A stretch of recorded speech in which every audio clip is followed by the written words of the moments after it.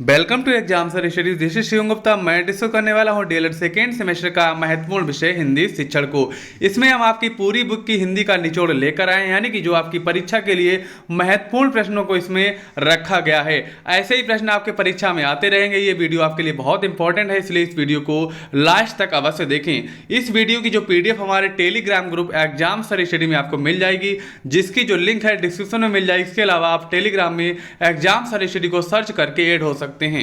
चलते हैं आगे, देख लेते हैं डीएलएड से जुड़ी महत्वपूर्ण जानकारी तथा डीएलएड के सभी सेमेस्टर की तैयारी करने के लिए एग्जाम सर स्टडी को सब्सक्राइब करें। सब्सक्राइब करने के बाद बेल आइकन को प्रेस कर दें, जिससे सारे वीडियो को आपको नोटिफिकेशन मिलते रहें। चलेंगे अपने पहले क्वेश्चन की तरफ। पहला क्वेश्चन हमारा इंपॉर्टेंट हो जाएगा। क्या है? शब्दों के भेद बताइए। ये क्वेश्चन आपका अति या लघु में पूछा जाता रहा, इसके बारे में हम लोग डिटेल में देख लेते हैं। शब्द के जो भैया बात करेंगे तो ध्वन्यात्मक शब्द, वर्णात्मक शब्द। शब्द जो हैं दो भेद होते हैं, जो हो गया पहला ध्वन्यात्मक और दूसरा हो गया वर्णात्मक। अगर बात करेंगे ध्वन्यात्मक की तो देख लेते हैं। वे शब्द होते हैं जो स्पष्ट सुनाई नहीं देते और ना ही स्पष्ट रूप से समझ में आते हैं, ध्वन्यात्मक शब्द कहलाते हैं। अब बात करेंगे भैया वर्णात्मक शब्द की तो देख लेते हैं। वर्णात्मक शब्द जो शब्द पृथक अक्षरों से बनकर पृथक पृथक रूप में सुनाई देते हैं। उपयोगिता की दृष्टि से मानव जीवन के लिए ध्वन्यात्मक शब्दों की अपेक्षा वर्णात्मक शब्दों का अधिक महत्व है। अब बात करेंगे समास की, क्योंकि समास आपके जरूर आते हैं। 6 समास में से कोई भी समास आपको पूछ दिया जाएगा, इसके बारे में हम लोग अच्छे से जान लेते हैं। समास के भेद आपको बताए गए हैं, पहले देख लेते हैं। 2-3 शब्दों के सम्मिलन से भी नए शब्दों की रचना की जाती है, इन शब्दों को समास कहा जाता है। ये हमारी समास की परिभाषा हो जाएगी। समास प्रायः 6 प्रकार के होते हैं। कितने प्रकार के? 6 प्रकार के। पहले बात कर लेते हैं भैया पहले नंबर की तत्पुरुष समास की। इसमें क्या होता है? इसमें प्रथम पद आपका गौड़ होता है, यानी कि जो प्रधानता है किसकी होती है? दूसरे शब्द की प्रधानता होती है। प्रधान शब्द प्रायः संज्ञा अथवा विशेषण होता है, जैसे कि आपका हो जाएगा आर्यपुत्र। दूसरा आपका क्या इसमें हो जाएगा? पुत्र जो आपका है प्रधान है, आगे आपका लगाए आर्य, जैसे कि इसमें हो गया स्वाधीन, प्रत्यापण, समर्पण, त्यागपत्र, स्वर्गधाम, नगरवासी, ब्रह्मानंद, आज्ञाकारी, सद्बुद्धि, कलाकार, संख्यावाचक, महत्वपूर्ण, निम्नांकित, उत्तराधिकारी, सहनशील इत्यादि। ये हमारे सारे तत्पुरुष के उदाहरण हो गए। अब बात करेंगे भैया कर्मधारय समास की, इसके बारे में देख लेते हैं। इसमें हो गया, इसमें समास का प्रथम पद क्या विशेषण होता है तथा द्वितीय पद जो है विशेषण की विशेष होता है, यानी द्वितीय जो आपका विशेष है, प्रथम आपका विशेषण होता है। जैसे कि इसमें हो जाएगा सर्वगुण। सर्वगुण का मतलब हो गया सर्व आपका हो गया विशेषण, सब आपका हो सर्व हो गया विशेषण और गुण जो आपका है विशेष है। ऐसे ही आपका संपन्न हो गया, गुणवान हो गया, सूर्यमुखी हो गया, मृगनयनी इत्यादि हो गया। चलेंगे फ्रेंड्स अपने अगले क्वेश्चन पर, यानी कि इसी के दूसरे पॉइंट पर चलते हैं। अब आ जाता है हमारा द्विगु समास। द्विगु समास बहुत इजी होता है, क्योंकि इसमें पहला जो होता है पद जो है संख्यावाची होता है। इसमें पूर्वपद संख्यावाचक तथा उत्तर पद मुख्य होता है, जैसे कि आपका हो जाएगा पंचनोल, षटकोण, चतुर्भुज, अष्टधातु और आपका पंचवटी भी हो जाएगा। ऐसे ही हमारे क्या है, ये सब द्विगु समास के उदाहरण हैं। चलेंगे फ्रेंड्स अपने अगले पॉइंट पर। पॉइंट हमारा है द्वंद्व समास। इस शब्द में पूर्व तथा उत्तर पद दोनों समान होते हैं, यानी इन दोनों पदों की प्रधानता होती है। जैसे कि आप जानते हैं माता पिता, भाई बहन, यानी कि उसके बीच में और चिन्ह का लोप होता है। देख लेते हैं जैसे पति पत्नी, इसमें बीच में क्या आएगा? पति और पत्नी, जीवन और स्तर, यानी कि और शब्द का लोप होता है। ऐसे शब्द हमारे क्या होते हैं? द्वंद्व समास कहलाते हैं। जैसे माता पिता, भाई बहन, दिन रात, ये हमारे सारे द्वंद्व समास के उदाहरण हो जाएंगे। चलेंगे फ्रेंड्स अपने अगले पॉइंट पर। पॉइंट हमारा है बहुब्रीहि समास। ये भी बहुत ज्यादा पूछा जाता रहा है, इसके बारे में जान लेते हैं। इसमें कोई पद प्रधान नहीं होता, यानी कि बल्कि समस्त पद किसी अन्य पद का बोध कराते हैं। इसमें अन्य पद प्रधान होता है, यानी कि जो पद इसमें नहीं दिया होता है उसका अर्थ जो निकलता है वही प्रधान होता है। जैसे कि त्रिलोचन हो गया, गिरिधर हो गया, नीलकंठ हो गया, दशानन हो गया, यानी कि 10 आनन है जिसके, यानी कि रावण। त्रिलोचन आपका हो जाएगा, कौन हो जाएगा? शंकर जी। चलते हैं अपने अगले क्वेश्चन पर। क्वेश्चन नहीं, अगला पॉइंट हमारा हो जाएगा। अब ये समास के बारे में जान लेते हैं। इसमें प्रथम पद शब्द जो है प्रधान होता था, द्वितीय शब्द जो है क्रिया विशेषण होता है। जैसे कि आपका हो जाएगा भेदड़क और भरपूर, ये हमारे अव्ययी भाव समास के उदाहरण हो जाएंगे। चलेंगे अपने इंपॉर्टेंट क्वेश्चन की तरफ। क्वेश्चन हमारा है वाक्य कितने प्रकार के होते हैं। अगर बात करेंगे भैया वाक्य की, तो वाक्य हो जाएगा सरल वाक्य, मिश्रित वाक्य और संयुक्त वाक्य। ये आपके आते हैं क्वेश्चन, इसलिए बहुत ध्यान से देखिएगा फ्रेंड्स। चलते देख लेते हैं पहले को। पहला हमारा है सरल वाक्य में एक ही प्रक्रिया होती है, जैसे गोस्वामी तुलसीदास ने रामचरितमानस की रचना की, रविन्द्रनाथ टैगोर ने राष्ट्रगान की रचना की। ये हमारे सरल वाक्य के उदाहरण हो गए, यानी कि हमारे ये सरल वाक्य हैं। ठीक है फ्रेंड, अब हम देखेंगे मिश्रित वाक्य कैसे होते हैं। चलिए देख लेते हैं। मिश्रित वाक्य जो है उसके बारे में जान लेते हैं। एक मूल वाक्य के साथ एक या अधिक वाक्य जुड़े हों, यानी कि एक मूल वाक्य हो उसके साथ एक वाक्य जुड़ा हो या उससे अधिक वाक्य जुड़े हों तो उसे मिश्रित वाक्य कहते हैं। चलिए इसका उदाहरण देख लेते हैं। जैसे हो जाएगा उदाहरण हमारा, घंटा बजते ही अध्यापक कक्षा में आ गए। ठीक है, और आगे है विद्यार्थी उठकर खड़े हो गए और अध्यापक को अभिवादन किया। पहला हमारा ये वाक्य हो गया और दूसरा हमारा वाक्य इसमें जोड़ दिया गया और करके एक और वाक्य इसमें जोड़ दिया गया है। अब चलते हैं फ्रेंड्स अपने संयुक्त वाक्य पर, इसमें देख लेते हैं इसका मतलब क्या होता है। यह वाक्यों का एक समूह होता है जिसमें सरल अथवा मिश्रित वाक्य जुड़े होते हैं और एक लंबे वाक्य का रूप लेते हैं। जैसे अध्यापक कक्षा में आए। ठीक, कक्षा में सन्नाटा व्याप्त हो गया। अध्यापक ने सर्वप्रथम विद्यार्थियों की उपस्थिति नोट की और फिर पढ़ाना शुरू कर दिया। इस प्रकार का जो वाक्य हमारा है संयुक्त वाक्य कहलाता है। चलते हैं फ्रेंड्स अपने अगले क्वेश्चन पर। क्वेश्चन हमारा है प्रत्यय तथा उपसर्ग में अंतर बताइए। ये भी क्वेश्चन आपका बहुत इंपॉर्टेंट है, जरूर आता है। इसमें से दोनों में से प्रत्यय उपसर्ग में कुछ भी पूछा जा सकता है। कभी कभी पर दोनों क्वेश्चन पूछे जाते हैं, या इनमें अंतर पूछ दिया जाता है या फिर इनकी अलग अलग परिभाषा या इनका एक उदाहरण देकर पूछ दिया जाता है। चलिए देख लेते हैं। पहले देख लेते हैं उपसर्ग क्या होता है। जो अविकारी शब्द किसी सार्थक शब्द से पहले जुड़ते हैं उसे अर्थ में परिवर्तन करते हैं, उसे उपसर्ग कहते हैं। जैसे कि आप जानते हैं जो शब्द के पहले शब्द जुड़ जाते हैं उसे उपसर्ग कहते हैं और जो बाद में जुड़ते हैं वो भैया आपके प्रत्यय होते हैं। पहले हम देख लेते हैं उपसर्ग के बारे में। जैसे कि आपका अप उपसर्ग है,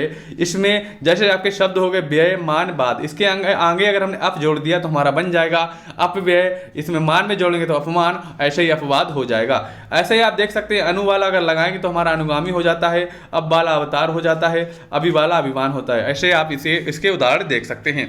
चलते हैं फ्रेंड्स अब आगे देख लेते हैं प्रत्ययों के बारे में। जैसे कि ये भी आपके उपसर्ग के कुछ उदाहरण दिए हैं। जैसे कि आप देख सकते हैं दुर्वाला देख सकते हैं जिसमें दुर्जन हो जाता है। ऐसे ही आपका निर्वाला निर्दोष हो जाएगा। ऐसे ही आपका प्रा वाला प्रवाद हो जाएगा। इसके ये शब्द दिए हैं, मेन शब्द हमारे ये होते हैं। इसके अलावा प्रतीक अगर जोड़ेंगे तो प्रतिनिधि हो जाएगा, बी का विजय हो सकता है, विमल हो सकता है, विनय हो जाएगा, सह का आपका सहचर या सहगामी हो जाएगा। चलते हैं फ्रेंड्स अब प्रत्यय के बारे में जान लेते हैं। प्रत्यय क्या होता है, जैसे कि आपको बता चुका हूं कि जो शब्द के बाद में जुड़ जाते हैं वो आपके प्रत्यय होते हैं। इसकी परिभाषा ध्यान से देख लेते हैं। जो शब्दांश सार्थक शब्दों के अंत में जुड़कर यानी कि बाद में जुड़ते हैं एक विशेष अर्थ प्रकट करते हैं और प्रत्यय कहलाते हैं। जैसे आपका हो जाएगा मित्र में ता प्रत्यय जोड़ने पर मित्रता हो जाता है। धन शब्द में बान प्रत्यय जोड़ने पर धनवान हो जाता है। प्रत्यय के प्रकार देख लेते हैं। प्रत्यय जो आपका है दो प्रकार का होता है, कृदंत प्रत्यय और तद्धित प्रत्यय। ठीक है, कृदंत होता है ये फ्रेंड्स, कृदंत होता है, इसमें कृदंत लिखा कृदंत होता है। देख लेते हैं पहले कृदंत प्रत्यय के बारे में, इसके बारे में देख लेते हैं। क्रिया के अंत में जो शब्दांश लगाए जाते हैं वे कृदंत प्रत्यय कहलाते हैं। जैसे कि आपका हो जाएगा ई यानी कि मिठाई, कड़वाहट, ये आपका हो जाएगा। ठीक है, वट, पाता, आश, त्वा या हुआ आदि कृदंत प्रत्यय हैं। ऐसे हम देख लेते हैं। यानी कि इसमें हमने मिठाई इसलिए बोला था क्योंकि हमने इसका आगे का शब्द लगा दिया था। इसमें कड़वाहट यानी कि कड़वा आगे लगा दिया था। देख लेते हैं तद्धित प्रत्यय के बारे में। बे प्रत्यय जो संज्ञा सर्वनाम या विशेषण के आगे जुड़कर नए शब्द बनते हैं तद्धित प्रत्यय कहलाते हैं। जैसे कि आपका अर हो जाएगा, इसमें लकड़ारा जैसे हो जाएगा, ऐसे मयत तो हो जाएगा। ऐसे हमारे जो होते हैं ये हमारे तद्धित प्रत्यय होते हैं। चलते हैं फ्रेंड्स अपने अगले क्वेश्चन पर देख लेते हैं। हमारा क्वेश्चन क्या है। क्वेश्चन हमारा है क्रिया विशेषण किसे कहते हैं। क्रिया विशेषण की अगर बात करें तो इसके बारे में देख लेते हैं। जिन शब्दों के द्वारा क्रिया की विशेषता का पता चलता है, यानी कि जिन शब्दों के द्वारा क्रिया की विशेषता का पता चले वही हमारी क्या होती है, क्रिया विशेषण होती है। बहुत ईजी है, याद हो गया होगा आपको। चलते हैं देख लेते हैं, उदाहरण देख लेते हैं। वह धीरे धीरे चलता है, इस वाक्य में चलना चलता क्रिया है और धीरे धीरे उसकी विशेषता बता रहा है। बिल्कुल सही है, धीरे धीरे का मतलब विशेषता बता रहा है और चलना इसकी क्रिया हो जाएगी। चलते हैं फ्रेंड्स अपने अगले क्वेश्चन पर। क्वेश्चन आपका है संबंधवाचक सर्वनाम किसे कहते हैं। इसका उदाहरण देकर आपको स्पष्ट करना है। चलिए इसको देख लेते हैं। आपके सर्वनाम भी आते हैं इसलिए इसको ध्यान से देख लीजिएगा। देख लेते हैं इसके बारे में। वाक्य में संज्ञा अथवा सर्वनाम के साथ संबंध प्रकट करने के लिए जिन सर्वनाम शब्दों का प्रयोग होता है उन्हें संबंधवाचक सर्वनाम कहते हैं। जैसे कि आपका हो जाएगा जो होता है, सो होता है, जैसा, वैसा, जिस, तिस, जिन आदि हमारे हो जाएंगे संबंधवाचक सर्वनाम। जैसे कि हो जाएगा जिसका काम ऊंचा उसका नाम ऊंचा, जो जागता है वह पाता है, जो सोता है वह खोता है। इन वाक्यों में जो जिसका संबंध वाचक सर्वनाम है, यानी कि इसको याद करने के लिए बहुत सरल है। यानी कि जिन शब्दों का लोप होता है, जो सो जैसा वैसा जिस तिस जिन, ये शब्दों का जहां पर लोप आ जाए तो समझ लीजिएगा कि वहां पर संबंधवाचक सर्वनाम है। चलते फ्रेंड्स अपने अगले क्वेश्चन पर। क्वेश्चन हमारा क्या देख लेते हैं। क्वेश्चन आपका आ जाता है, बहुत इंपॉर्टेंट है। जैसा कि आप देख सकते हैं ये 2017 में पूछा गया था, उसके बाद भी पूछा जाता रहा है क्वेश्चन। इसके बारे में देख लेते हैं। या फिर इतना ही पूछ दिया जाता है गद्य किसे कहते हैं, इसके मैथ तो आप इसका अगर अर्थ देख लेंगे तो सारे आप आंसर लिख देंगे, यानी कि आपके एक क्वेश्चन से 10 आंसर कम से कम बन जाएंगे। देख लेते हैं। दैनिक व्यवहार में गद्य का अत्यंत महत्वपूर्ण स्थान है। हम अपने भावों एवं विचारों को प्रायः गद्य में ही अभिव्यक्त करते हैं। यानी कि जैसे कि हम आपको पढ़ा रहे हैं, आप बातचीत कर रहे हैं, अपने फ्रेंड से बात करते हैं तो आप गद्य में ही बोलते हैं। पद्य में आप जानते हैं जैसे कि कविता वगैरह जो होती है पद्य में होती है, लेकिन जो साधारण बातचीत होती है हमारी गद्य में ही होती है। चलिए इसके आगे देख लेते हैं। दूसरे के भावों एवं विचारों का बोध गद्य के द्वारा सरलता से होता है। गद्य की वाक्य रचना में अर्थ तत्वों की प्रधानता होती है और भाषा व्याकरण सम्मत एवं व्यवस्थित होती है। पद्य में अनुभूति की प्रधानता होती है। पद्य का संबंध संवेदना हो गया, भाव हो गया, रागात्मक हो गया एवं कल्पना से है। चलते हैं आगे देख लेते हैं। गद्य पद्य में अंतर के प्रकार के बारे में जान लेते हैं। पहला आपका हो जाएगा, गद्य में वाक्य विराम इत्यादि के नियमों का पालन किया जाता है, जबकि पद्य में नियमों का कोई प्रबंधन नहीं होता है। पद्य में गति एवं लय की विशेष भूमिका होती है, जबकि गद्य में लय की कोई भूमिका नहीं होती है, क्योंकि आपको पता है कविता में जो है एक लय होती है, लय होती है तभी वो कविता बनती है, लेकिन पद्य में ऐसा कुछ नहीं होता है। पद्य की रचना छंदबद्ध अथवा छंद युक्त होती है। बिल्कुल सही बात है। गद्य में छंद का कोई उपयोग नहीं होता है। बिल्कुल सही है। चलते हैं फ्रेंड्स अपने अगले क्वेश्चन पर। क्वेश्चन हो जाएगा, कर्म के आधार पर क्रिया के भेद बताइए। अगर बात करेंगे क्रिया किस देख लेते हैं इसके कर्म के आधार पर। कर्म के आधार पर जैसे कि आपका होता है आपका सकर्मक क्रिया, इसके बारे में जान लेते हैं। जिस क्रिया के लिए कर्म की आवश्यकता होती है उसे सकर्मक क्रिया कहते हैं। ऐसी क्रियाओं का प्रभाव कार्य पर पड़ता है, जैसे कि आपका हो जाएगा ज्योति किताब पढ़ती है। ज्योति क्या पढ़ती है, यानी कि ज्योति किताब पढ़ती है। ठीक है, ये क्या होगी, क्रिया पर प्रभाव पड़ता है। ज्योति किताब पढ़ती है, अतः किताब कर्म है, पढ़ना सकर्मक क्रिया है। क्रिया के साथ क्या, किसे या किसको लगातार प्रश्न करने पर यदि उत्तर आ रहा है तो उसे सकर्मक क्रिया समझनी चाहिए। बहुत इजी है, बहुत अच्छे से आप समझ गए होंगे। उत्तर न आने पर क्रिया अकर्मक होगी। कर्ता के साथ यदि ने का प्रयोग हो तो क्रिया सकर्मक होती है। क्या होती है, सकर्मक होती है। चलेंगे फ्रेंड्स अपने अगले क्वेश्चन पर। क्वेश्चन हमारा है, सकर्मक क्रिया के भेद के बारे में जान लेते हैं। सकर्मक क्रिया कितने प्रकार की होती है देख लेते हैं। एक होता है इसका एक कर्मक क्रिया, दूसरा होता है द्विकर्मक क्रिया।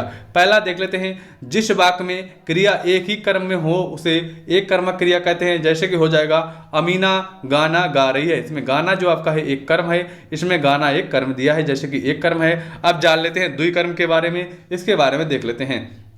जिस क्रिया का फल दो कर्मों पर पड़ता है उसे द्विकर्मक क्रिया कहते हैं। जैसे नमन गाय से दूध होता है, आपका गाय भी हो जाएगा कर्म और दूध भी हो जाएगा, यानी कि इसमें दो कर्म दिए गए हैं। चलते फ्रेंड्स अपने अगले पॉइंट पर। पॉइंट आपका हो जाएगा, पहले आपकी थी सकर्मक, सकर्मक के हमने दोनों प्रकार देख लिए। अब देखेंगे अकर्मक क्रिया के बारे में। अकर्मक क्रिया के बारे में देख लेते हैं। जिन क्रियाओं के साथ कर्म की अपेक्षा ना हो उसे अकर्मक क्रिया कहते हैं, यानी कि जिसमें कर्म नहीं होता है उसे हम अकर्मक क्रिया कहते हैं, यानी कर्म रहित वाक्य को अकर्मक क्रिया कहते हैं।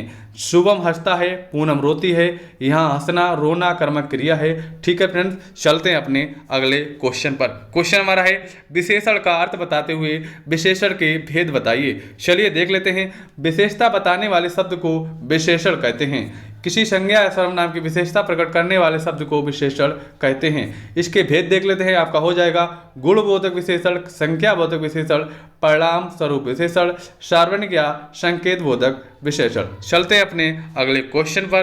क्वेश्चन हमारा है, कहानी का महत्व लिखिए। कहानी का महत्व बहुत पूछा जाता रहा है। इसको आपके 2-3 क्वेश्चन इससे मिल जाएंगे। इसका आप अगर आंसर देख लेंगे सही से तो आपको 2-3 क्वेश्चन आप इसी प्रकार के कर सकते हैं। चलते देख लेते हैं। भाषा शिक्षण में कहानी का अत्यधिक महत्व है तथा कहानी गद्य साहित्य की सबसे अधिक प्रिय विधा है। आपको पता है कहानी जो है किसमें लिखी जाती है, गद्य में लिखी जाती है। पद्य जो है कविता वगैरह उसमें लिखी जाती हैं। कहानियाँ मानव सभ्यता के आदिकाल से ही शिक्षा एवं मनोरंजन का साधन रही हैं, अतः कहानी गायन कहने की परंपरा उतनी है प्राचीन है जितना मानव जीवन। हमारे देश में बृहत कथा, मंजरी कथा, सरिता सागर, पंचतंत्र या ऐतिहासिक पुरुष बुद्ध, महावीर, कौटिल्य, अशोक, चंद्रगुप्त आदि की कहानियां रोचक और शिक्षाप्रद रही हैं। प्राचीन काल में भित्ति चित्र तथा साहित्य इस बात से साक्षी है कि भारतवर्ष में वैदिक काल से ही कहानी कहने की कला विकसित हो चुकी थी। भाषा के साथ साथ अन्य विषयों में भी इस कला का प्रयोग होने लगा था। कहानी के विषय में विस्तार पूर्वक जानने से पूर्व कहानी की परिभाषा को जानना आवश्यक है। चलते फ्रेंड्स आगे देख लेते हैं।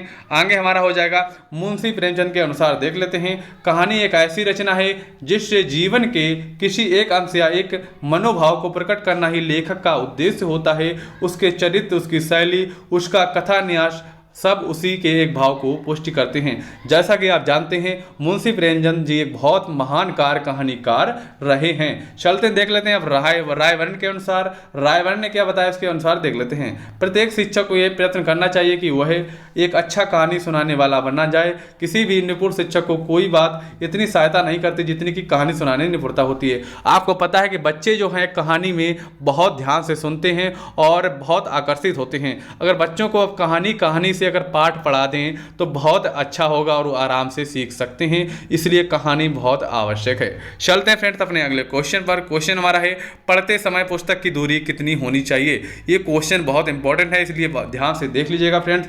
सारे इंपॉर्टेंट क्वेश्चन इस वीडियो में रखे गए हैं। पढ़ते समय बालकों को सीधा बैठना चाहिए।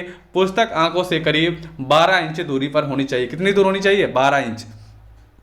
पुस्तक को 45 अंश के कोण पर पकड़ना चाहिए। सिर को आराम की स्थिति में रखने के लिए पुस्तक को आंख की सीध में रखना चाहिए। यदि पुस्तक को आंख के अधिक पास रखा जाएगा तो आंख पर अधिक जोर पड़ेगा व निकट दृष्टि दोष यानी कि मायोपिया जो होता है उत्पन्न होने की संभावना बढ़ जाएगी। सोड़ी प्रदेश को सीट पर पूरा टिका होना चाहिए। सीट पर आगे फिसलने से शरीर का पूरा भार रीढ़ पर पड़ता है।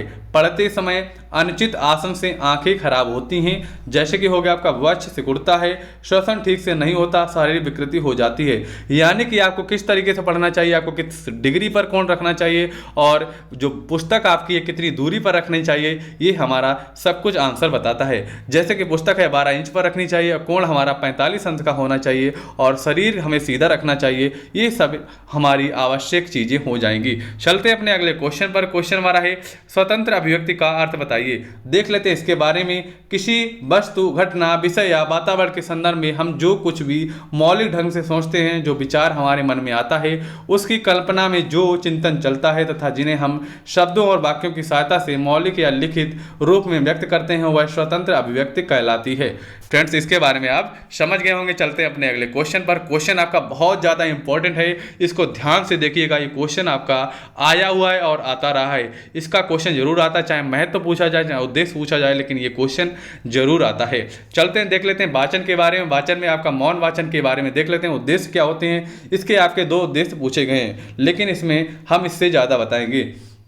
मौन वाचन की आवश्यकता, महत्व के विषय में जो कुछ भी कहा गया है उसके आधार पर मौन वाचन उद्देश्य सरलता से निश्चित किए जा सकते हैं। ये उद्देश्य होंगे कौन कौन से देख लेते हैं। विद्यार्थियों को कम से कम अधिक से अधिक विषय वस्तु को आत्मसात करना चाहिए। ठीक है, विद्यार्थियों द्वारा किसी बात को स्वयं समझने हेतु प्रेरित करना चाहिए। किसको करना चाहिए? शिक्षक को करना चाहिए। चलिए देख लेते हैं 3rd नंबर पॉइंट क्या है। उनकी चिंतन एवं तर्क शक्ति का विकास करने का प्रयास करना चाहिए। चिंतन तर्क शक्ति कैसे होगी? जब क्लास में कंपटीशन कराएंगे। ठीक है फ्रेंड्स, चलते आगे देख लेते हैं। आगे देख लेते हैं क्या है।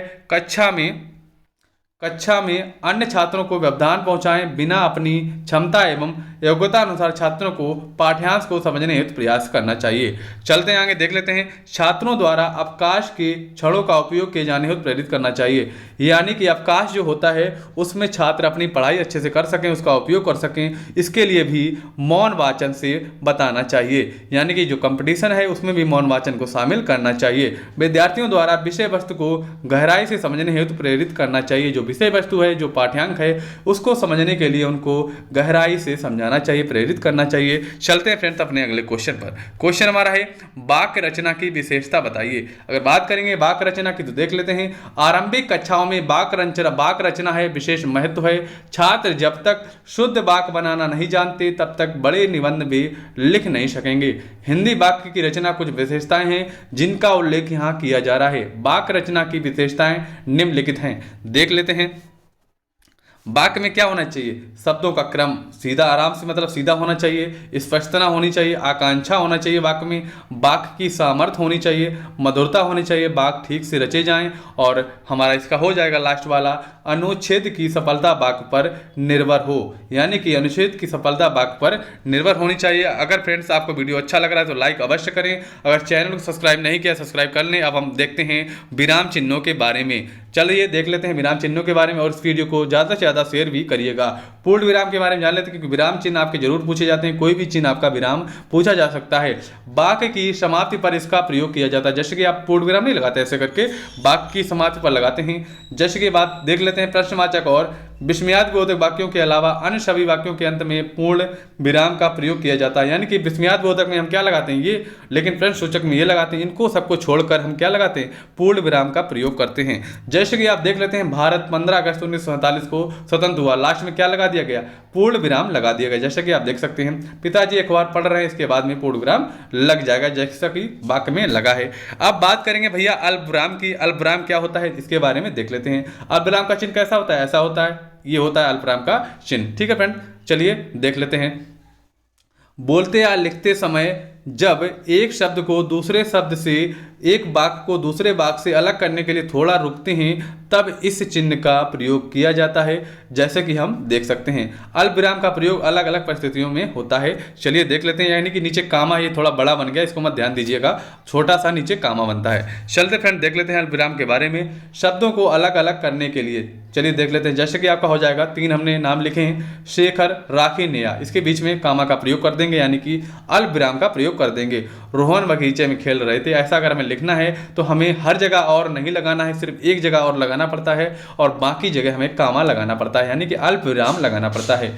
सब्जी वाला आलू, टमाटर, भिंडी, बैंगन आदि बेच रहा है, तो हम इसके बीच में जो सब्जियां हैं उसके बीच में हम कामा लगा सकते हैं। चलिए आगे देख लेते हैं, संबोधन के बाद में कैसे लगाते हैं, संबोधन के बारे में देख लेते हैं। भाइयों मेरी बात को ध्यान से सुनो, तो इसके बीच में कामा लग जाएगा। मोहन तुम इधर आओ, इसके बीच में लग जाएगा।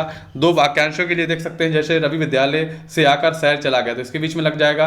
तुम जल्दी तैयार हो जाओ, इसके बीच में लग जाएगा। चलिए देख लेते हैं, नीचे और भी दिए हैं आपके किसी कथन को स्पष्ट करने के लिए। अध्यापक ने बताया पृथ्वी गोल है, तो बीच में लग जाएगा आपका, एक ये लग गया, और इन्वर्टेड कामा भी लग जाएगा। चलते फ्रेंड देख लेते हैं अर्धविराम के बारे में। अर्धविराम क्या होता है, अर्धविराम के बारे में ध्यान से देख लेते हैं।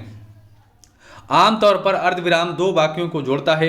जब एक वाक्य समाप्त हो जाता है तथा दूसरे को जैसे शब्दों से नहीं जोड़ा जा सकता, वहां अर्धविराम का प्रयोग होता है। जैसे कि हम देख सकते हैं, सारे देश में क्रांति की लहर दौड़ गई, और यहां पर लग जाएगा आपका अर्धविराम का चिन्ह। भला स्वतंत्र कौन नहीं रहना चाहता। चलते फ्रेंड्स आगे देख लेते हैं, अगला मेरा हो जाएगा प्रश्नवाचक चिन्ह। प्रश्नवाचक चिन्ह क्या होता है, जब कोई प्रश्न पूछा जाता है तो उसमें लास्ट में प्रश्नवाचक चिन्ह लगाया जाता है। प्रश्न पूछने के लिए वाक्य के अंत में हमेशा प्रश्नवाचक चिन्ह का प्रयोग किया जाता है। जैसे कि आपका हो जाएगा, रेलगाड़ी कब छूटेगी, यानी कब, क्यों, कहां, कितना जैसे शब्द का प्रयोग होता है, वहां पर प्रश्न सूचक शब्द का जहां पर भी प्रयोग हो वहां पर क्या लगेगा, प्रश्नवाचक चिन्ह का प्रयोग किया जाता है। जैसे घर में कौन है, यहां पर भी लगेगा, रेलगाड़ी कब छूटेगी, तुम्हारे हाथ में क्या है, तुम्हारी कलम कहां है। चलिए अब देख लेते हैं विस्मयादिबोधक चिन्ह एवं अन्य चिन्ह का प्रयोग कैसे किया जाता है, इसके बारे में देख लेते हैं। अगर बात करेंगे विस्मयादिबोधक की चिन्ह की, तो हमारा ये वाला होता है, इसके बारे में देख लेते हैं। मन के भावों को जैसे भय, शोक, घृणा, आश्चर्य आदि को प्रकट करने वाले शब्दों में विस्मयादिबोधक चिन्ह का प्रयोग किया जाता है। यानी कि मन के भाव आपके, चाहे हर्ष हो, चाहे भय हो, चाहे दुख हो, कुछ भी हो, जब भी ऐसा कुछ एकदम आ जाए तो हमेशा क्या होता है, विस्मयादिबोधक चिन्ह का प्रयोग होता है। जैसे नहीं बोलते हाय राम, हाय राम बोला तो उसके बाद लग जाएगा ये हमारा विसर्ग का चिन्ह नहीं, हमारा विस्मयादिबोधक का चिन्ह, यह क्या हो गया। ठीक है, ऐसे हो जाएगा, अरे तुम कब आए, तब भी हो जाएगा, छी तुम तो बहुत गंदे व्यक्ति हो, वाह कितना सुंदर घर है, तो इनके सभी के बीच में लग जाएगा विस्मयादिबोधक चिन्ह का। चलते आगे देख लेते हैं। आगे हमारा है प्रश्नवाचक चिन्ह के अभाव में वाक्य को प्रश्नवाचक नहीं माना जाता है। चलते हैं आगे देख लेते हैं। यानी कि जैसे कि आप देख सकते हैं यहाँ पर कितना लिखा है, तो प्रश्नवाचक नहीं लगाएंगे, आपको यहाँ पर ही क्या लगाना पड़ेगा, हमेशा विस्मयादिबोधक लगाना पड़ेगा। योजक विराम के बारे में जान लेते हैं। योजक का चिन्ह आपका ये वाला होता है, यानी कि ऐसा टेढ़ा बन गया, ये आपका होता है योजक चिन्ह होता है। शब्द युग्मों तथा तुलना करने वाले शब्दों के साथ योजक चिन्ह का प्रयोग किया जाता है। जैसे देख लेते हैं, जैसे कि आपका हो जाएगा माता पिता, दिन रात, भाई बहन। जैसे कि आप यानी कि द्वंद्व समास में इस चिन्ह का प्रयोग करते हैं, समझ लीजिएगा। द्वंद्व समास में जैसे एक से समान जो शब्द होते हैं उनके बीच में आपको यानी कि और जो शब्द का लोप कराना अगर होता है तो वहां पर आप ये चिन्ह लगा देते हैं। जैसे आप लिखेंगे सुख और दुख, लेकिन सुख और नहीं लिखेंगे, लेकिन आप योजक चिन्ह का प्रयोग कर देंगे। चलते हैं अब देख लेते हैं हम क्या देखेंगे। अब हम देख लेंगे उद्धरण चिन्ह क्या होते हैं। उद्धरण चिन्ह हमारे ये होते हैं, ठीक है। चलिए देख लेते हैं। उद्धरण चिन्ह दो प्रकार के होते हैं। पहला हो गया इकहरा उद्धरण चिन्ह, यानी कि जिसमें एक कामा जैसा लगा होता है, ठीक है, एक एक लगा होता है, जिसमें डबल इन्वर्टेड कामा जिसे बोलते हैं, वो हमारा हो जाएगा दोहरा उद्धरण चिन्ह। चलिए देख लेते हैं। अरे जूम हो गया। इसका प्रयोग वाक्य के अंतर्गत आए हुए शब्द विशेष व्यक्ति वस्तु का नाम लिखने के लिए किया जाता है। जैसे यह अंश हमारी पाठ्य पुस्तक हिंदी व्याकरण के लिए से लिया गया है। जैसे कि हो जाएगा अध्यापक ने सभी छात्रों को, यहाँ पे लग जाएगा आपका वाक्य काव्य कुसुम, इसके बीच में हम लगा देंगे क्या, इकहरा उद्धरण चिन्ह लगा देंगे, नाम पुस्तक निकालने के लिए कहा है। अब हम लगाएंगे दोहरा उद्धरण चिन्ह, कैसे लगाते हैं इसके बारे में देख लेते हैं। किसी वक्ता के कथन को उसी के शब्दों में वैसे का वैसा लिखना के लिए इस चिन्ह का प्रयोग किया जाता है। जैसा हो जाएगा महात्मा गांधी ने अहिंसा परमो धर्मा, यानी कि बात उन्होंने बोली थी, ठीक है, ये इसके बीच में क्या लग जाएगा, ये चिन्ह आपका लग जाएगा। क्या चिन्ह है, दोहरा उद्धरण चिन्ह। वैसे हम इसे उद्धरण चिन्ह ही बोलते हैं। चलते हैं अपने अगले क्वेश्चन पर। क्वेश्चन हमारा है लागो चिन्ह किसे कहते हैं। अगर बात करेंगे लागो चिन्ह की तो आपका हो जाएगा लागो चिन्ह को संक्षेपक भी कहा जाता है। क्या बोलते हैं, संक्षेपक भी कहा जाता है। चिन्ह कैसा होता है आपका, ये होता है पॉइंट जो लगा देते हैं हम, जैसे कि डीएलएड लिखते हैं तो इसके बीच में लगा देते हैं, तो हमारा क्या हो जाएगा,